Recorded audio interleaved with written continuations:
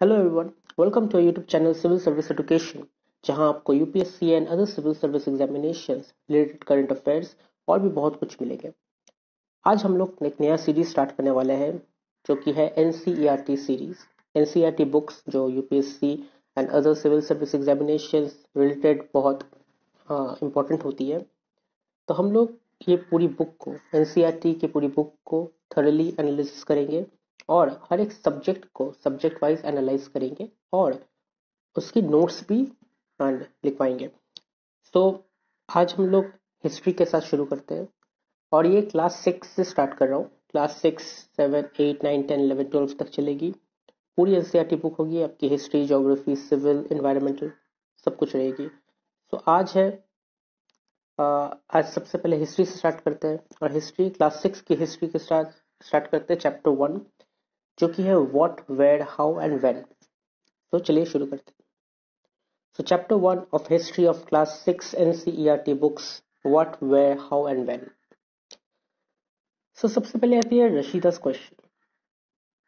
और ये सिर्फ रशीदा की क्वेश्चन नहीं है, ये हर एक बच्चे की क्वेश्चन होती है जो पहली बार हिस्ट्री को पढ़ती है या फिर पहली बार कोई चीज को समझने की कोशिश करती है। जो बहुत साल पहले की बात हम लोग आज तक कैसे जानते हैं, इतने साल पहले की बात हमें आज भी पता होता है।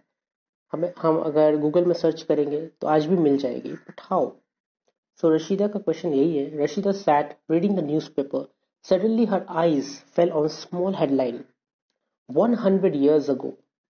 How, she wondered. Could anyone know what happened so many years ago? कैसे पता हो सकता है कि 100 years ago क्या हुआ है? So finding out what happened.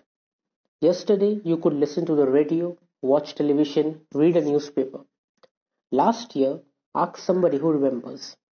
अगर कल की बात है तो आप रेडियो सुने या फिर टेलीविजन देखें या न्यूज़पेपर पढ़े या फिर करंट अफेयर्स देखें तो आपको यस्टरडे की बात पता चल जाएगी। लास्ट ईयर की बात आप किसी को पूछे तो आपको लास्ट ईयर के बारे में पता चल जाएगी, लास्ट ईयर में क्या क्या हुआ है। लेकिन what about long long ago? Let us see how it can be done. तो देखते हैं कि लॉन्ग लॉन्ग अगो की बात हमें कैसे पता चलती है। So what can we know about the past? There are several things we can find out. तो हमें पास्ट के बारे में जानना है और ये पास्ट नहीं कि एक साल पहले क्या हुई, not that past. We are talking about hundred and hundreds of years ago वाला पास्ट। सो अगर वो पास्ट के बारे में जानना है तो तभी हम उसे हिस्ट्री कह सकते हैं, क्योंकि अगर कल की बात को आप आज हिस्ट्री कहेंगे तो नहीं होगा। आज की जो बात हो रही है, आज की जो घटना घट रही है, ये 100 साल बाद हिस्ट्री बन जाएगी और ये हिस्ट्री ही हमें फ्यूचर जनरेशन को भी बतानी पड़ेगी। सो हम जब हिस्ट्री पढ़ते हैं तो हमें अगर अपने पास्ट के बारे में जानना होता है, हंड्रेड्स ऑफ इयर्स की पहले की बात अगर जानना होता है तो हम क्या क्या ढूंढते हैं?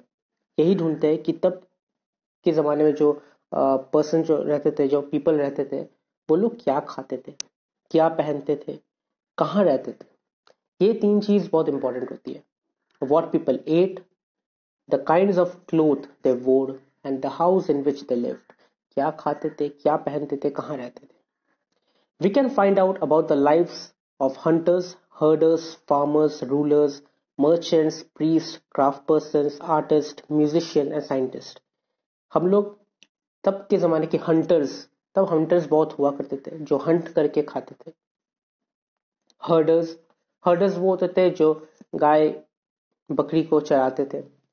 और फार्मर्स जो खेती बाड़ी करते थे। रूलर्स जो रूल करते थे। मर्चेंट्स जो ट्रेड करते थे। प्रीस्ट जो पंडित होते थे या फिर मौलवी या फिर क्रिश्चियन के जो प्रीस्ट होते हैं वो। क्राफ्ट्स पर्सन्स जो अनोखी चीजें बनाती थी, जो स्पेशली कोई हथियार बनाती थी तो क्राफ्ट पर्सन्स होते थे। आर्टिस्ट जो पेंटिंग्स करते थे। म्यूजिशियंस जो म्यूजिक बनाते थे, तब के जमाने में भी होता था। एंड साइंटिस्ट जो आधुनिक चीज को आविष्कार करते थे। We can find, we can also find out about the games children played, the stories they heard, the plays they saw, the songs they sang. और हम ये भी जान सकते हैं कि तब के बच्चे लोग क्या खेलते थे, वो लोग क्या स्टोरीज सुनते थे, वो लोग क्या गेम खेलते थे, या फिर वो लोग क्या गाना गाते थे। So where did people live, so ये सब पीपल कहाँ रहते थे। Find the river Narmada on map 1। So यहाँ पे एक मैप 1 है। तो अगर हम लोग यहाँ पे देखें जो रिवर नर्मदा है, तो उससे अगर हम लोग गौर करें, people have lived along the banks of this river for several hundred thousand of years.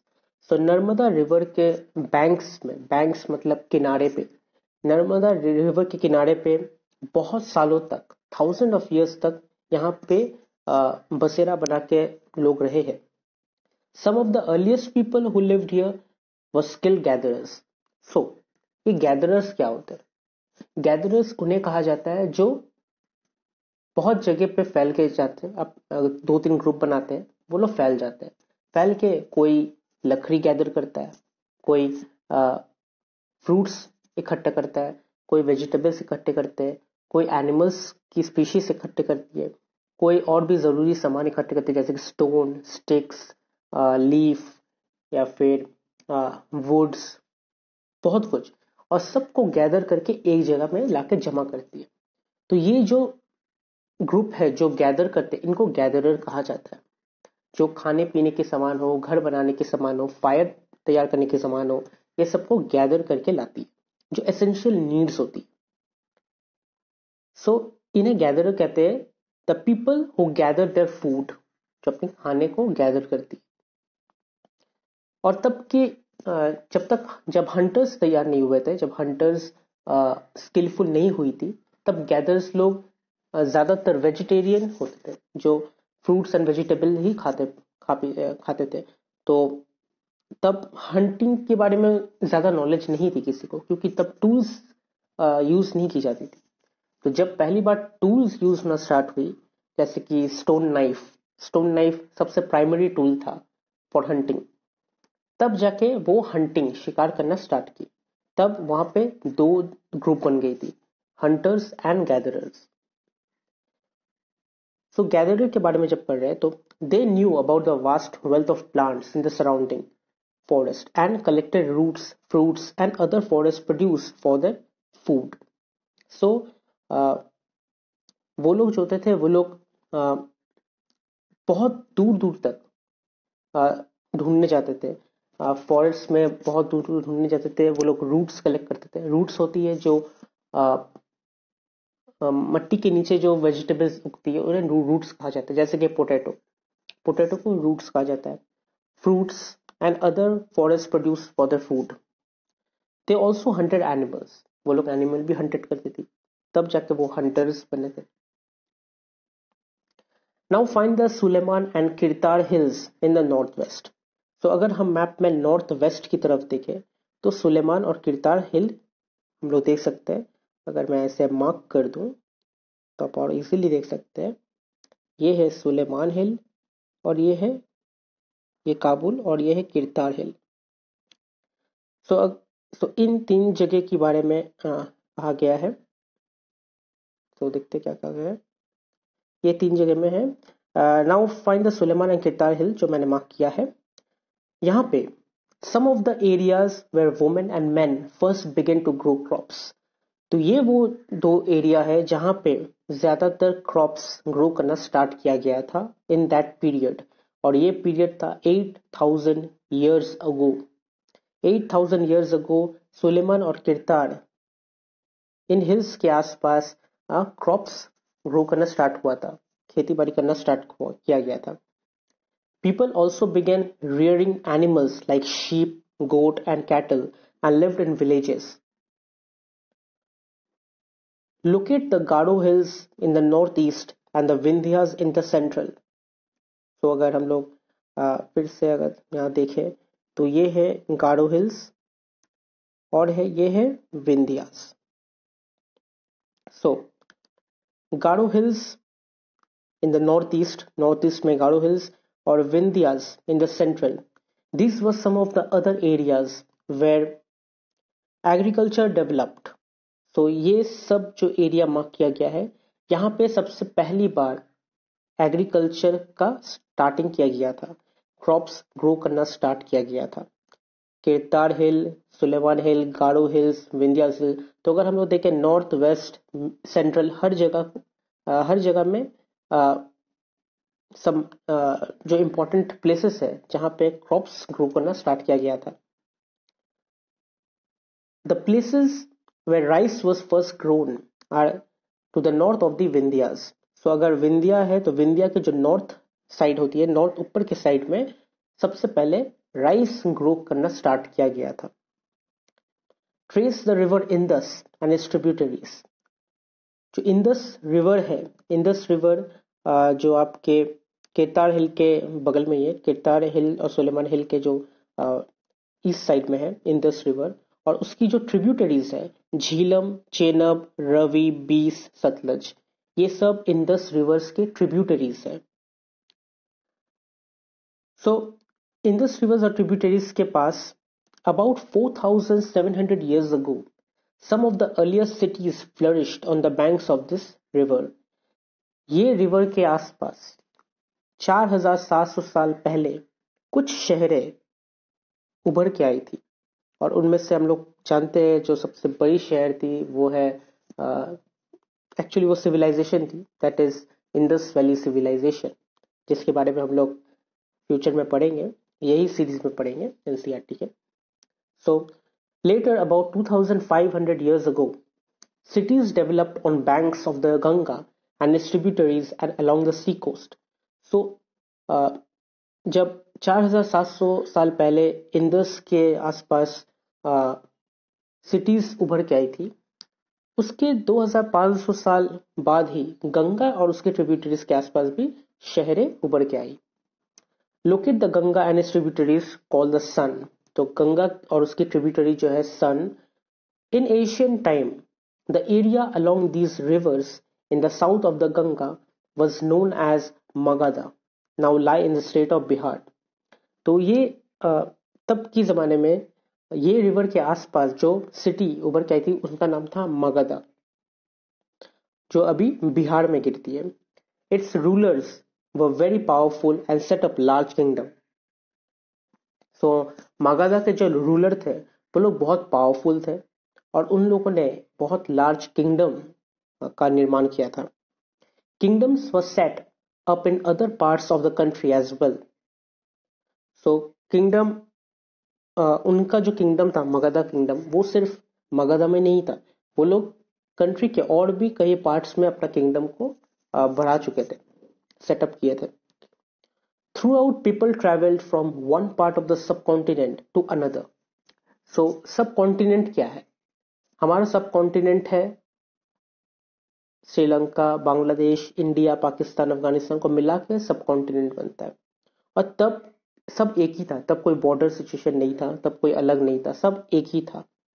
सो उस टाइम में पीपल पूरे सब कॉन्टिनेंट पे ट्रैवल करते थे।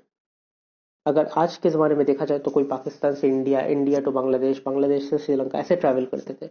तब के ज़माने में इंडिया, पाकिस्तान, बांग्लादेश नहीं था, सब एक था।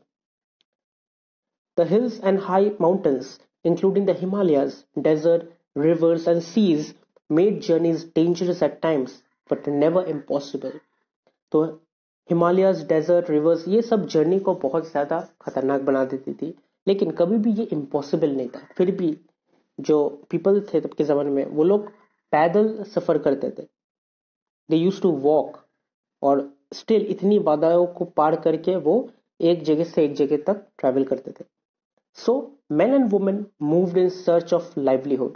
तो वो लोग एक जगह से दूसरी जगह तक ट्रैवल करते थे ताकि वो लोग रहने लायक जगह ढूंढ पाए, जहाँ पे उन्हें सॉइल अच्छा मिले ताकि वो वेजिटेशन कर पाए, क्रॉप्स ग्रो कर पाए, आसपास एनिमल भी मिले जिन्हें वो मार के खा पाए, हंट कर पाए, और भी नेसेसरी रिसोर्सेस मिले जो उनके काम आए, जैसे कि वुड, स्टोन्स, ये सब रिसोर्सेस उन्हें अनलिमिटेड मिलती रहे, वाटर, ताकि वो लोग कभी भी वो सब उनके तरफ से खत्म ना हो जाए। तो इसलिए वो लोग हमेशा मूव करते रहते थे, क्योंकि एक पर्टिकुलर जगह में हर चीज उन्हें हर वक्त नहीं मिलेगी, अनलिमिटेड नहीं मिलेगी, बिकॉज या दे आर नेचुरल रिसोर्स है, मिल सकते हैं, लेकिन एक जगह पे वो लिमिटेड होती है, इसीलिए उन्हें मूव करना पड़ता है दूसरी जगह जहां पे और ज्यादा मात्रा में ये नेचुरल रिसोर्स मिल सकती है. सो men and women moved in search of livelihood, as also to escape from natural disasters like flood and drought. So ऐसे बहुत जगह होती थी, बहुत जो सी लेवल के नीचे होती थी. अगर ज्यादा बारिश हो तो वो डूब जाती थी, फ्लड हो जाती थी.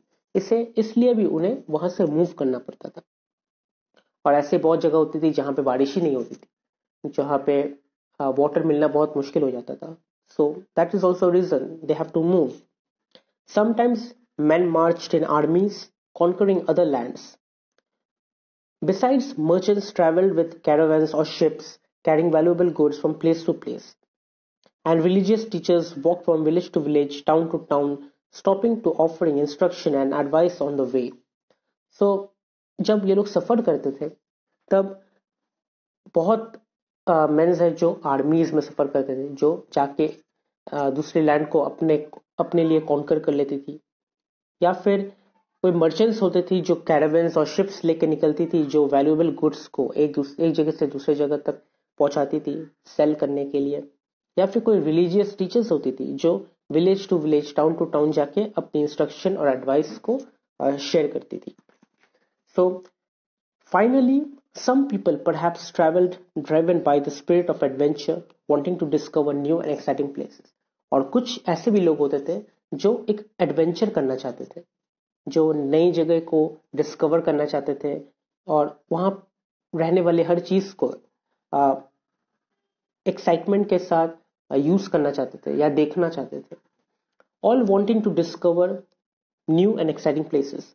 All this led to sharing of ideas between people. और इससे एक चीज अच्छी हुई कि जब नए तरीके के लोग दूसरे तरीके के लोग के साथ मिलते थे तो वो एक दूसरे के साथ आइडियाज शेयर करते थे, और तब जाके उन दोनों के बीच में एक बॉन्डिंग होती थी, या फिर एक दूसरे की आइडियाज को वो लोग जान पाते थे, इंटरेक्ट कर पाते थे, और इससे उन लोगों का जो आइडियोलॉजी है वो चेंज होता था या बढ़ता था. So why do people travel now days? तब के ज़माने में तो ट्रैवल करना ठीक है, समझ में आता है कि कहीं ड्राउट हो रहा है तो पीपल ट्रैवल कर रहे हैं, कहीं पे फ्लड आ रहा है तो पीपल ट्रैवल कर रहे हैं ताकि दूसरी जगह पे जाके रह सके. बट अभी क्यों ट्रैवल करते हैं? Look at the map once more. Hills, mountains and seas from the natural frontiers of the subcontinents. While it was difficult to cross these frontiers, those who wanted could and did scale the mountains and cross the seas. People from across the frontiers also come to the subcontinent and settled here. So, अगर हम लोग map में वापस जाके देखें तो वहां पे हिल, माउंटेन्स और सीज देख सकते हैं. बहुत ज्यादा हिल होती थी, माउंटेन बड़ी बड़ी होती थी और समुंदर होती थी, जो एक नेचुरल फ्रंटायर्स होते हैं. फ्रंटायर मीन्स बाउंड्री, एक नेचुरल बाउंड्री की तरह बनी हुई है सब कॉन्टिनेंट में. फिर भी लोग जो है, जो चाहते थे कि वो दूसरी जगह जाए, वो लोग ये बाधाओं को, ये बाउंड्रीज को क्रॉस करके चले जाते थे और दूसरे सब कॉन्टिनेंट में जाकर सेटल हो जाते थे. These movement of people enriched our culture tradition. People have shared new ways of carving stones, composing music and even cooking food over several hundred of years. और यही सब जो मूवमेंट ऑफ पीपल का था, ये इंसानों की जो मूवमेंट थी, यही हमारी कल्चरल ट्रेडिशन बन चुकी है. और जब हम लोग दूसरी दूसरी जगह जाते हैं तो हम लोग नई तरीके से टूल्स बनाना सीखते हैं, म्यूजिक कंपोज करते हैं, वहाँ के तरह का कुकिंग, फूड कुक करते हैं. और यही चीज हमारी ट्रेडिशन में चलती आई है और आज भी यही चीज चल रही है. Name of the lands. Two of the words we often use for our country are India and Bharat. So हम दो वर्ड को बहुत ज़्यादा यूज करते हैं हमारी कंट्री को डिस्क्राइब करने के लिए, हमें हमारी कंट्री को बुलाने के लिए, जो है India and Bharat. The word India comes from the Indus called Sindhu. तो जो वर्ड इंडिया है ये हमें इंडस से मिलता है, जो कहा जाता है सिंधु. संस्कृत में कहा जाता है Sindhu. Find Iran and Greece in your Atlas.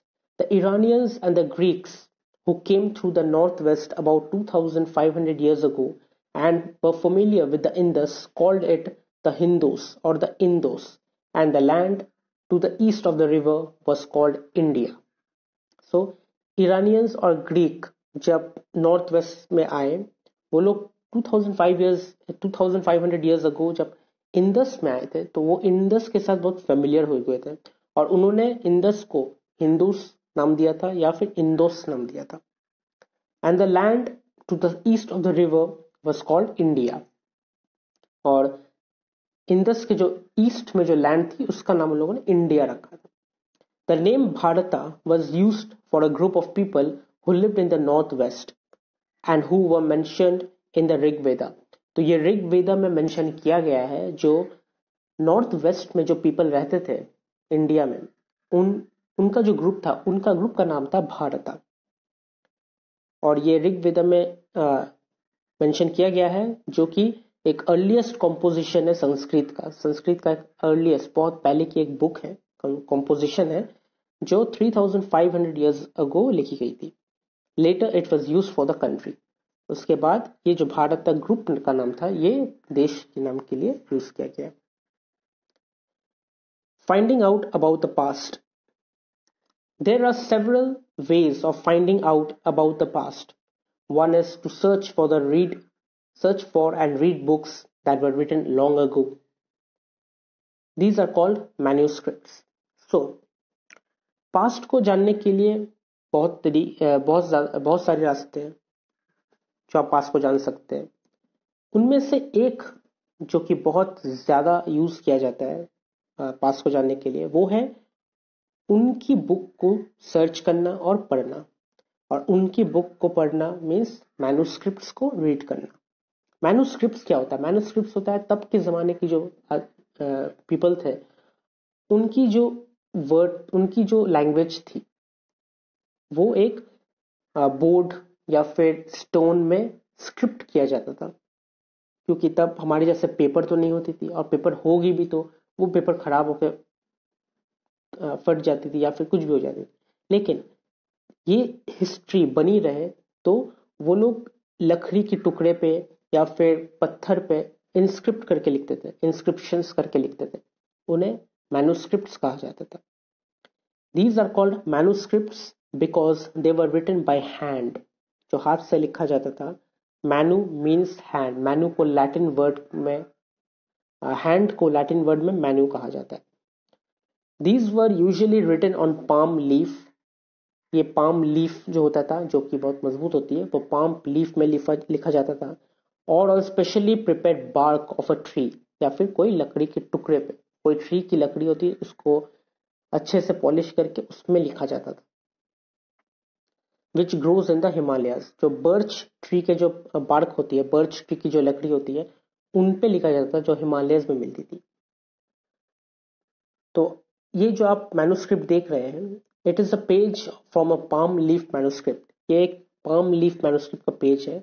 ये मैन्युस्क्रिप्ट 1000 of years ago लिखी गई थी.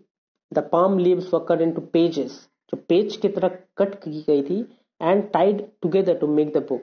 और इनके दो साइड में एक होल बनाई जाती थी, और वो होल से स्ट्रिंग डाल के एक पाम लीफ के टुकड़े को दूसरे पाम लीफ के टुकड़े के साथ बांधी जाती थी, ताकि वो एक बुक की तरह जॉइंट रहे. Over the years, many manuscripts were eaten away by insects. Some were destroyed, but many have survived, often preserved in temples and monasteries. So, बहुत सालों बाद देखा गया कि बहुत सारी मैन्युस्क्रिप्ट को चींटियां खा गई, इंसेक्ट्स खा गई, कुछ डिस्ट्रॉयड हो गई है. पुरानी कागज होती थी, पाम लीफ होती थी, जो डिस्ट्रॉय हो जाती थी, खराब हो जाती थी. बट बहुत सारी मैन्युस्क्रिप्ट ऐसी भी थी जिन्हें प्रिजर्व करके रखा गया था, जो सरवाइव की, और उन्हें टेम्पल्स या फिर मोनास्ट्रीज में प्रिजर्व करके रखा गया था. मोनास्ट्रीज क्या होता है? मोनास्ट्रीज तब के जमाने की रिलीजियस लाइब्रेरी कह सकते हैं. सो मोनास्ट्रीज या फिर टेम्पल्स में रखा जाता था. These books dealt with all kinds of subjects. So ये जो बुक्स होती थी, जो मोनास्ट्रीज बुक्स होती थी, ये सब बहुत टाइप ऑफ सब्जेक्ट्स को लेकर डील करती थी, बहुत सारी सब्जेक्ट्स के बारे में बातचीत करती थी, जैसे कि religious belief and practices, religious beliefs जो होती थी, जो रिलीजियन मानते थे, और उनका जो रिलीजियन प्रैक्टिसेस होता था वो सब, द लाइव्स ऑफ किंग्स, जितने भी राजाएं रहते थे उनके लाइफ के बारे में कहानियां रहती थी, या वो क्या लॉ यूज करते थे, क्या उनके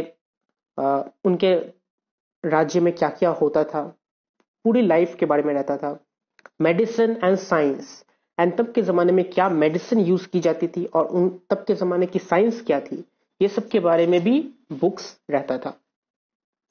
besides there were epics, poems, plays. Epics है जो बहुत एपिक स्टोरीज जो बनाई जाती थी, जैसे कि अगर बहुत ही फेमस अगर देखा जाए तो रामायण, महाभारत, ये सब एक एपिक्स है। सो ऐसी बहुत सारी एपिक्स रहती थी, बहुत सारी पोएम्स रहती थी, और बहुत सारी प्लेज भी रहती थी, जो प्लेस को आजकल के थिएटर में भी प्ले किया जाता है। Many of these were written in Sanskrit. So इनमें से बहुत सारी मैन्युस्क्रिप्ट संस्कृत में होती थी, लेकिन काफी मैन्युस्क्रिप्ट प्रकृत लैंग्वेज में भी होती थी। सो ये प्रकृत लैंग्वेज क्या है? ये प्रकृत लैंग्वेज है, ऑर्डिनरी पीपल जो लैंग्वेज यूज करती थी तब के जमाने में, उसे प्रकृत लैंग्वेज कहा जाता था। वो लोग ज्यादातर संस्कृत नहीं यूज करते थे, वो लोग प्रकृत यूज करते थे। एंड तमिल भी, तमिल लैंग्वेज भी यूज किया जाता था। We can also study inscriptions.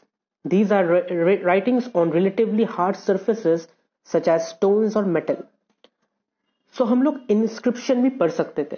So manuscript क्या होता था? जो पाम लीफ से बनाई हुई पेपर में लिखा जाता था, और इंस्क्रिप्शंस है जो बहुत हार्ड रॉक, पत्थरों में या मेटल में इंस्क्रिप्ट करके लिखा जाता था।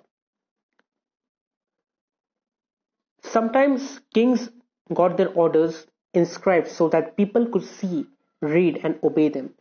So बहुत बार ऐसा होता आया है कि किंग्स जो रहती थी, राजाएं जो थी, वो राजाओं ने हुक्म दिया था कि मेरा जो ऑर्डर है वो एक बड़े से पत्थर में लिखो या फिर मेटल में लिखो, ताकि मेरी प्रजा देखे और वो लोग इसे पढ़े और इसे ओबे करे, इसे मान के चले। So there are other kings, there are other kinds of inscription as well, where men and women recorded what they did. So और भी बहुत सारी इंस्क्रिप्शन ऐसी पाई जाती थी जिसमें राजाएं या रानी जो अपने लाइफ में या अपने दिन में क्या क्या करती थी या क्या क्या करते थे, वो सब के बारे में भी लिखते थे। जैसे कि अगर कहा जाए तो वो एक एंशिएंट टाइम की पर्सनल डायरी की तरह होती थी, जो दिन में काम होती थी वो सब लिखते थे, और वो सब को दूसरे लोगों तक फैलाते थे ताकि वो लोग पढ़ सके और उनसे थोड़ा इंस्पायर हो सके। तो अब के ज़माने में वो सब इंस्क्रिप्शन को बहुत संभाल के रखा जाता है, क्योंकि वो इंस्क्रिप्शन बहुत ही महत्वपूर्ण होते हैं और वो बहुत ही वैल्यूएबल चीज़ है, तो उसे म्यूजियम्स में संभाल के रखा जाता है। For example, Kings often kept record of victories in battle. So Kings जो बैटल जीतते थी, वो सब बैटल की विक्ट्रीज की जो रिकॉर्ड होती थी वो सब वो लिख के इंस्क्रिप्ट करके अपने पास रखती थी, ताकि अगले जनरेशन आके वो इंस्क्रिप्शन पढ़ सके और उनकी अचीवमेंट के बारे में जान सके। So can you think of the advantages of writing on hard surface and what could have been the difficulties? There were many other things that were made and used in the past. Those who study these objects are called archaeologists. So ये पत्थर में लिखने की वजह क्या होती थी? Advantages क्या है? यही एडवांटेजेस होता था कि पत्थर जितने भी पुराने हो, इंस्क्रिप्शन मिटती नहीं थी। वो इंस्क्रिप्शन को अगर साफ करके देखा जाए तो पूरी की पूरी इंस्क्रिप्शन पढ़ी जा सकती थी, और इनके ऊपर जो स्टडी करते हैं उनको आर्कियोलॉजिस्ट कहते हैं, और ये आर्कियोलॉजिस्ट है जो ये सब इंस्क्रिप्शन को निकालती है और पढ़ के समझती है कि इसमें क्या लिखा हुआ है। सो ये जो इंस्क्रिप्शन का फोटो दिख रहा है आपको, ये 2250 ईयर्स अगो की इंस्क्रिप्शन है। अगर आप राइट हैंड साइड में देखें तो इसके बारे में लिखा हुआ है जो मैं थोड़ा पढ़ना चाहता हूँ। This inscription dates to about 2250 years ago and was found in Kandahar, present day Afghanistan. तो ये 2250 years ago में ये इंस्क्रिप्शन लिखी गई थी और ये कंधार में मिली, जो अभी प्रेजेंट डे अफगानिस्तान है। It was inscribed on the orders of the ruler named Ashoka, और ये इंस्क्रिप्शन अशोका जो रूलर थी, जो किंग थे, उनके ऑर्डर पे ये इंस्क्रिप्शन किया गया था। You will read about him in chapter 8। When we write anything we use a script. Script consists of letters or signs. When we read what is written or speak, we use language. So हम जब कुछ लिखना चाहते हैं तो हमें script की जरूरत होती है, और स्क्रिप्ट में लेटर्स साइंस रहती है, और उसे पढ़ने के लिए या फिर लिखने के लिए या फिर बोलने के लिए हमें लैंग्वेज चाहिए होता है। So this inscription was inscribed in 2 different scripts and languages. So ये जो इंस्क्रिप्शन दिख रही है, ये 2 डिफरेंट स्क्रिप्ट और 2 डिफरेंट लैंग्वेजेस में इंस्क्राइब किया गया है, लिखा गया है। जो आपको टॉप वाली पार्ट दिख रही है, वो टॉप वाली पार्ट है ग्रीक लैंग्वेज में, और नीचे वाली पार्ट है अरामिक लैंग्वेज में, which were used in this area, जो वो एरिया में यूज किया जाता था। सो जैसे कि मैंने कहा कि ये सब की स्टडी जो करते हैं उन्हें आर्कियोलॉजिस्ट कहा जाता है। They study the remains of buildings made of stone and brick, paintings and sculpture. So archaeologists और क्या क्या पढ़ती है, वो लोग एक बिल्डिंग, जो पुरानी बिल्डिंग है, उसकी जो टूटी फूटी इमारतें बची हुई होती है, उसकी स्टोन जो है, स्टोन और ब्रिक, उसको लेके वो लोग रिसर्च करती है, और उसमें कुछ अगर मिल जाए तो वो पढ़ती है। पेंटिंग्स को पढ़ा जाता है, स्कल्पचर को पढ़ते हैं।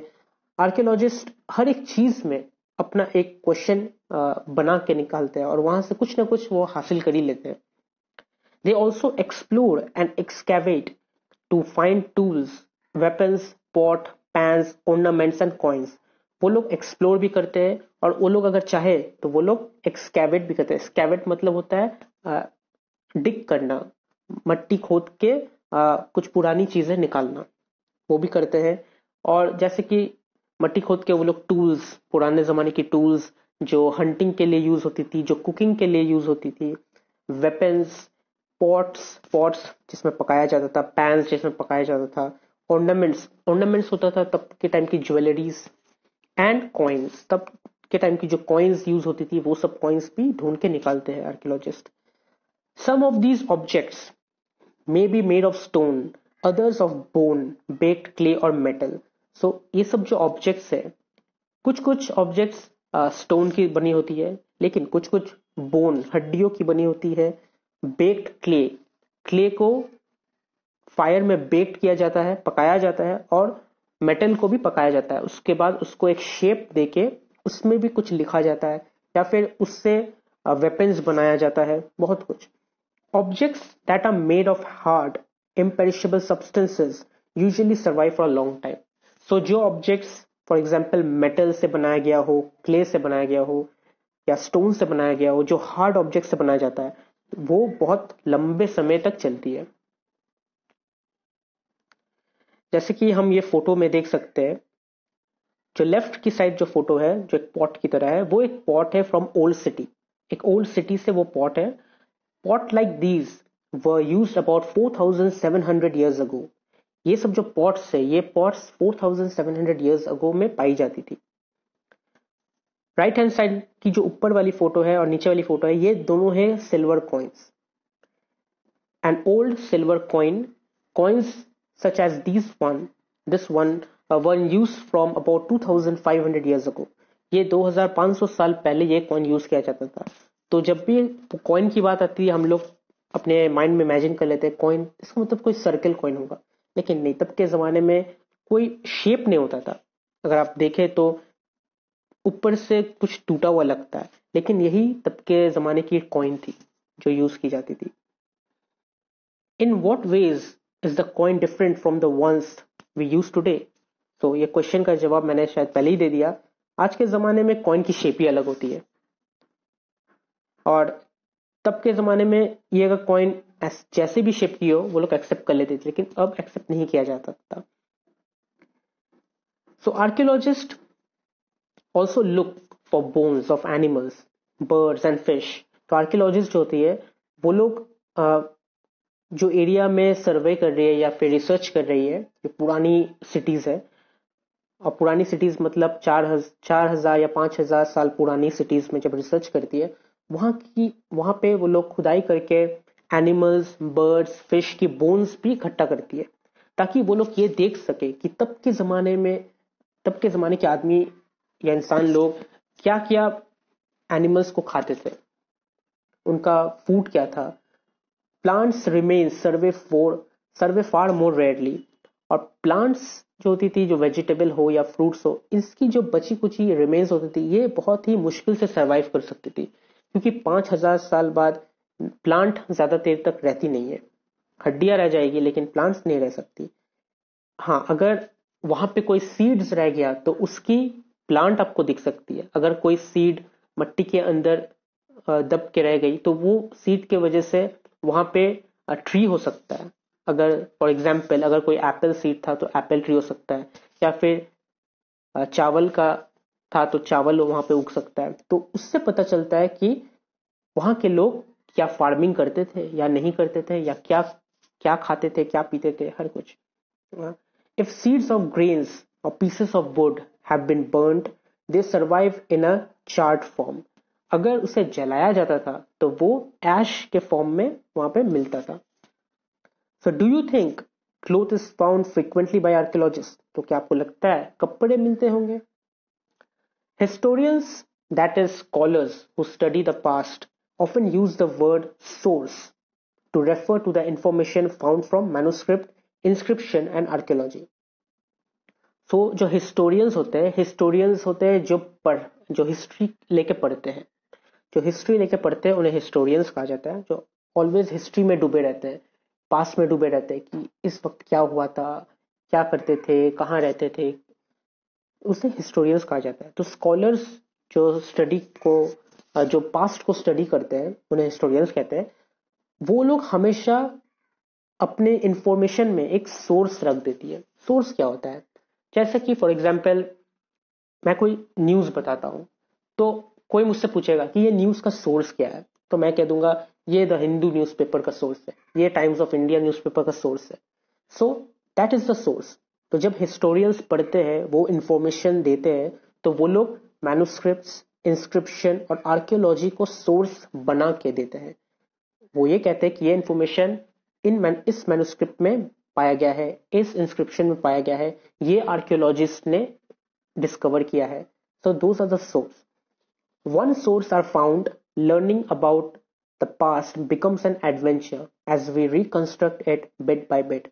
तो जब हमें एक सोर्स मिल जाती है तो हम दूसरे के पीछे भागते हैं, तो ये एक एडवेंचर की तरह बन जाती है, जो पास्ट को धीरे धीरे फिर से बिल्ड कर रही है, रिकंस्ट्रक्ट कर रही है। So historians and archaeologist are like detectives. तो इन्हें हम डिटेक्टिव की तरह कह सकते हैं।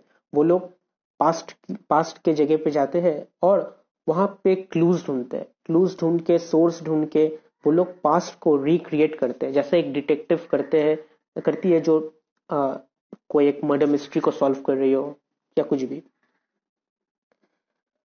तो वन पास्ट और मैनी, तो ये क्वेश्चन बहुत आता है, नॉर्मली भी आता है, एग्जामिनेशंस में भी आते होंगे।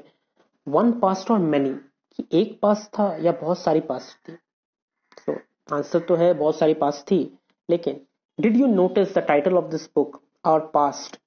We have used the word past in plural to draw attention. तो जो टाइटल है वो है पास्ट, पास्ट के बाद एक एस है, इसका मतलब क्या है? ये प्लूरल है, मतलब बहुत सारी पास्ट है, कोई एक पास्ट नहीं है, पास्ट है। To the fact that the past was different from different groups of people. So past में बहुत ऐसी वक्त आई है जहां पे different group of people देखा गया है। For example, the lives of herders and farmers were different from those of the kings and queens. तो अगर देखा जाए तो herders और herders जो खाना पीना इकट्ठा करती थी, farmers जो फार्म करती थी, उनका लाइफ और किंग एंड क्वीन का लाइफ बहुत डिफरेंट होता था। और अगर देखा जाए मर्चेंट्स का लाइफ भी बहुत डिफरेंट होता था। क्राफ्ट पर्सन जो पॉटरी है, जो पॉट बनाती थी, जो वेपन्स बनाती थी, उनका लाइफ डिफरेंट होता था, एंड सो ऑन। हर एक डिफरेंट डिफरेंट कैटेगरी के पीपल रहते थे।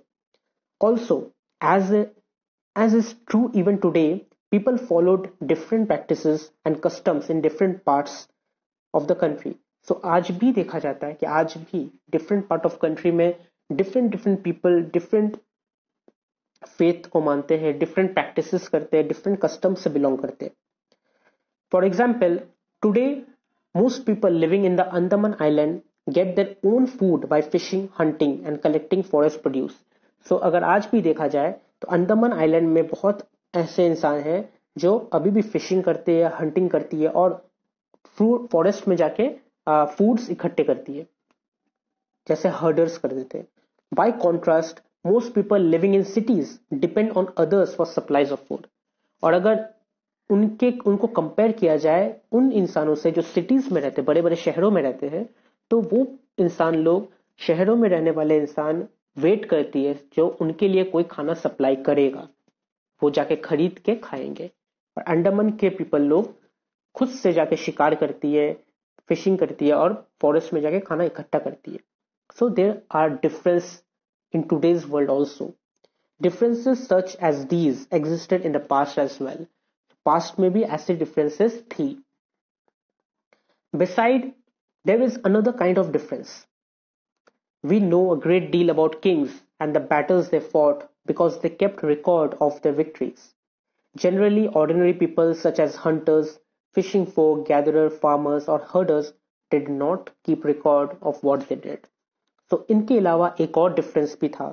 तब के जमाने की जो किंग्स थी, क्वींस थी, वो लोग बैटल्स एंड अपने डेली रिकॉर्ड्स को लिख के रखती थी, इंस्क्रिप्शन करके मैन्युस्क्रिप्ट में लिख के रखती थी. लेकिन जो हंटर्स होती थी, herders, fishing folks, gatherers, farmers, ये लोग जो होती थी, ये लोग अपना कोई भी एक्टिविटी को लिख के नहीं रखती थी. So while archaeology help us to find out about their lives, there is much that remains unknown. So archaeologist सबसे ज्यादा इन लोगों पे फोकस करती है, जो फिशिंग, गैदरर्स, फार्मर्स, हंटर्स, इन लोगों पे करती है, क्योंकि इन लोगों की स्टोरी बहुत ज्यादा इंटरेस्टिंग होती है कि वो लोग उस टाइम में क्या क्या करते थे. इसीलिए अभी भी ऐसी बहुत सी स्टोरीज है जो अननोन है आर्कियोलॉजिस्ट के लिए और हमारे लिए भी. what do dates mean? If somebody asks you the date, you will probably mention the day, month and year, 2000 or 2020 and something like that. These years are counted from the date generally assigned to the birth of Jesus Christ, the founder of Christianity. तो Jesus Christ के birth के बाद से ये dates counting होना start हुई है. So 2000 means 2000 years after the birth of Christ. So अभी का अगर देखा जाए तो 2020 मतलब 2020 years after Jesus Christ birth. Jesus Christ का जन्म होने के 2020 साल बाद आज का दिन है, अगर ऐसा काउंट किया जाए तो. So, हम लोग कह सकते हैं this is 2020 BC. All dates where the birth of Christ are counted backward are usually have the letter BC before Christ. So, Jesus Christ के बर्थ होने की पहले की जो डेट्स थी उन्हें पीछे की तरफ काउंट किया जाता था. So, मैंने गलत कहा, 2020 BC नहीं होगा, वो AD होगा. और जब जीसस क्राइस्ट की बर्थ हुई उसके बाद से बीसी काउंट नहीं किया गया. बीसी काउंट उसके पहले से किया गया, बिफोर क्राइस्ट. बिफोर क्राइस्ट मतलब जीसस क्राइस्ट के आने के पहले तक, बिफोर क्राइस्ट. सो वो डेट्स जो है बीसी डेट्स है, उसे बैकवर्ड काउंट किया जाता है. So in this book we will refer to dates going back from the present using 2000 as a starting point. So letters with date. तो डेट और लेटर क्या होता है ठीक से थोड़ा समझ लेते हैं. बीसी जिसका मतलब है बिफोर क्राइस्ट, जो क्राइस्ट के आने के पहले की डेट्स है. You will sometimes find AD before dates. तो हम लोग कभी भी एडी देख सकते हैं. तो वो एडी का मतलब क्या होता है? एडी है two Latin words Anno Domini. Anno Domini का मतलब है in the year of Lord. इसका मतलब जब जीसस क्राइस्ट बॉर्न हो चुकी है उसके बाद में जो जीसस क्राइस्ट है उस वक्त को कहा जाता था एनो डोमिनी, एडी। सो अगर देखा जाए अब हम कह सकते हैं हाँ 2020 is AD, AD 2020। So Jesus Christ के आने की पहले की डेट से बीसी और आने के बाद की डेट से एडी। सो अभी जो डेट है 2020 हम लोग कह सकते हैं AD 2020। Sometimes CE is used instead of AD. तो कभी हम लोग देख सकते हैं एडी की जगह सीई भी यूज किया जाता है और बीसी की जगह बीसीई भी यूज किया जाता है। सो ये सीई क्या होता है? सीई है कॉमन एरा एंड बीसीई है बिफोर कॉमन एरा। तो यहां पे थोड़ा कंफ्यूजन हो सकता है, लेकिन अगर ध्यान से सुने, बिफोर क्राइस्ट को बीसीई भी कहा जाता है, before common era, and Anno Domini AD को सीई भी कहा जाता है जिसका मतलब है कॉमन एरा। तो हम लोग कह सकते हैं जीसस क्राइस्ट के जन्म से पहले बिफोर क्राइस्ट था एंड बिफोर कॉमन एरा था, एंड जीसस क्राइस्ट के बाद वाले डेट्स एनो डोमिनी था एंड कॉमन एरा था। सो ये है थोड़ा डिफरेंस। सो ये अगर प्रीलिम्स में आया, एमसीक्यूज में आया तो आप ये ठीक से लिख सकते हैं। तो ये ध्यान से याद रखना। We use these terms because the Christian era is now use in most countries of the world. तो बहुत मोस्ट कंट्रीज में क्रिश्चियन एरा ही यूज होता है, इसीलिए हम लोगों को ये फॉलो करना पड़ता है। In India they began using this form of dating from about 200 years ago। India में 2000 साल पहले से ये डेट्स को हम लोग यूज करना स्टार्ट किया है। And sometimes the letter BP meaning before present are used. तो अगर हम लोग और थोड़ा इसमें देखें तो elsewhere we have seen that inscriptions are inscribed on hard surfaces.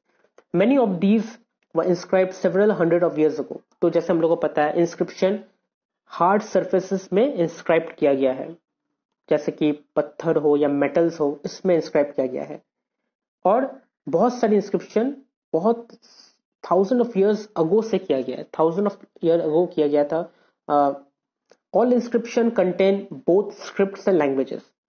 और जैसे मैंने कहा कि ऑल इंस्क्रिप्शन में दो चीज होती थी, स्क्रिप्ट एंड लैंग्वेज। स्क्रिप्ट में होती थी symbols and science, and languages होती थी जिससे हम लोग जो लैंग्वेज यूज करते थे पढ़ने के लिए, लिखने के लिए या फिर सुनने के लिए। So languages which were used as well as script have been changed over time. So जो लैंग्वेजेस है वो टाइम टू टाइम चेंज होती आई है। So how do scholars understand what has inscribed? तो स्कॉलर्स को कैसे पता होता है, हिस्टोरियंस या आर्कियोलॉजिस्ट को कैसे पता होता है कि कौन सा क्या लैंग्वेज है? This can be done through the process known as decipherment. So ये जो प्रोसेस होता है सिंबल्स को हमारे लैंग्वेज में कन्वर्ट करना और उसको डिस्क्रिप्ट करना, तो उसको कहते हैं डिसाइफरमेंट। डिसाइफरमेंट से हम लोग कोड को अपने लैंग्वेज में चेंज कर रहे हैं। तो वो लोग कुछ ऐसे तरीके से सिंबल्स को हमारे लैंग्वेज में कन्वर्ट करती थी और पता लगाती थी कि वो इंस्क्रिप्शन का मतलब क्या है। So, one of the most famous stories of decipherment comes from Egypt, a country in North Africa where there were kings and queens about 5000 years ago. 5000 साल पहले से नॉर्थ अफ्रीका के एक शहर, एक कंट्री में जिसका नाम है इजिप्ट, जो बहुत फेमस है पिरामिड्स के लिए, इजिप्ट में ऐसी बहुत सारी इंस्क्रिप्शंस लिखी गई थी। तो ऐसी एक फेमस स्टोरी डिसाइफरमेंट की। डिसाइफरमेंट मतलब जब उनकी सिंबल्स को हम लोग अपने लैंग्वेज में कन्वर्ट करते हैं तो उसे डिसाइफरमेंट कहता है। तो ऐसी एक स्टोरी थी। Rosetta in the town, Rosetta is a town on the north east of Egypt. Egypt के नॉर्थ ईस्ट में एक टाउन है जिसका नाम है Rosetta. And here an inscribed stone was found. वहां पे एक इंस्क्रिप्ट स्टोन मिला था, एक स्टोन मिला था जिसमें इंस्क्रिप्शन लिखा हुआ था, which contain inscription in 3 different languages. तो वो स्टोन में जो इंस्क्रिप्शन था वो 3 डिफरेंट लैंग्वेजेस में था, जिसमें ग्रीक लैंग्वेज था और इजिप्शियन के 2 टाइप की लैंग्वेजेस थी। तो स्कॉलर्स जो थी, scholars who could read Greek figure out what that the name of the king and queens were included in that little frame called cartouche. तो एक छोटी सी फ्रेम होती थी कार्टूज, उसमें ग्रीक लैंग्वेज में किंग्स एंड क्वींस का नाम लिखा हुआ था। तो वो लोग पता कर चुके हैं, लेकिन जो इजिप्शियन लैंग्वेज थी उसे पता करने में थोड़ा वक्त लगा था। Then they placed the Greek and the Egyptian sign side by side and identified the sounds for which the Egyptian letter stood. तो उसके बाद उन्होंने क्या किया, उन्होंने ग्रीक की जो वर्ड थी और इजिप्शियन की जो वर्ड थी, जो सिंबल्स थी, उन्हें साइड बाय साइड रखी और एक दूसरे के साइन को मिला के वो लोग पता लगाए कि ये क्या वर्ड है। So as you can see the lion stood for L. अगर हम लोग देखें तो ऊपर में लायन जो है, लायन के नीचे एल है और बर्ड के नीचे ए है। सो द लायन का मतलब होता था एल और बर्ड का मतलब होता था A. Once they knew what the letter stood for, they could read other inscription as well. तो जब उन्हें पता चल जाता था कि ये सब सिंबल्स का लेटर्स क्या क्या है, उसके बाद वो लोग इंस्क्रिप्शन को और भी इजीली पढ़ पाते थे। सो ये हमारा पहला चैप्टर था जो हमने खत्म किया, जो हमने कवर किया, एनालाइज किया, what, where, how and when. इसका नोट्स मैं दूसरे वीडियो में दूंगा। सो उस वीडियो का टाइटल कुछ ऐसे ही होगा, notes from what, where, how and when.